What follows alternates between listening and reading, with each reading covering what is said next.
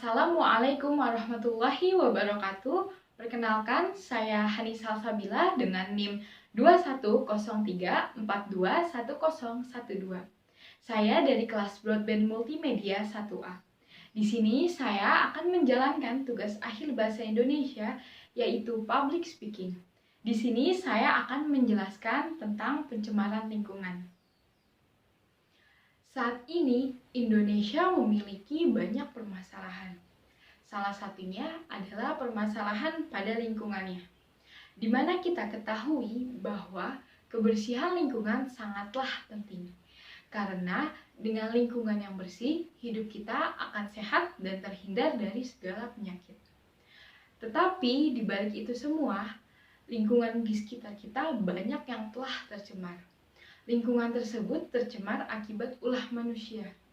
Mereka tidak menyadari akan banyaknya aktivitas yang mereka lakukan dapat mengakibatkan pencemaran lingkungan serta merugikan makhluk lainnya. Pada awal sejarah manusia, sifat dan ragam pencemaran ini yang dilakukan manusia adalah sederhana. Jenis zat atau senyawa yang terlihat di dalam masalah ini tidak terlalu kompleks. Peningkatan jumlah penduduk yang disertai dengan peningkatan kemajuan teknologi juga dapat mempengaruhi sifat dan ragam pencemaran. Pencemaran yang dialami pada masa-masa lalu umumnya kurang bersifat fatal. Berbeda dengan sifat dan ragam pencemaran pada masa-masa sekarang ini.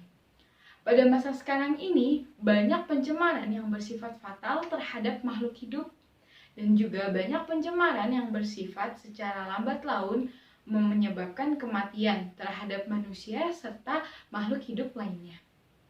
Pencemaran lingkungan ini dapat meliputi seperti pencemaran udara, pencemaran tanah, dan juga pencemaran air.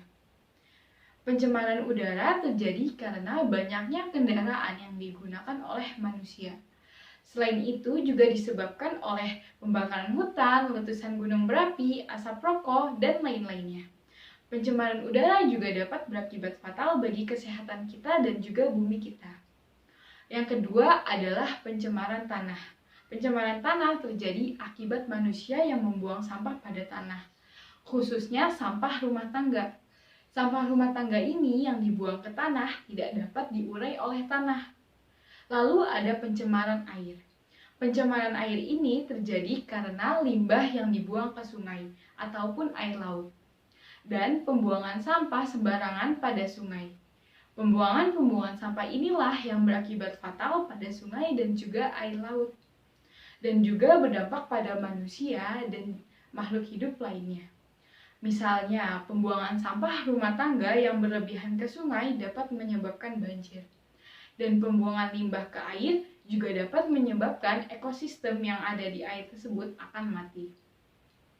Teman-teman sekalian, marilah kita jaga lingkungan kita ini dengan baik, agar bumi kita tetap terjaga. Sayangilah bumi kita, agar generasi berikutnya bisa menikmati indahnya bumi kita ini. Sadarlah dengan aktivitas yang kita lakukan, karena kita tidak dapat menyadari bahwa aktivitas yang telah kita lakukan ini dapat mencemari lingkungan kita.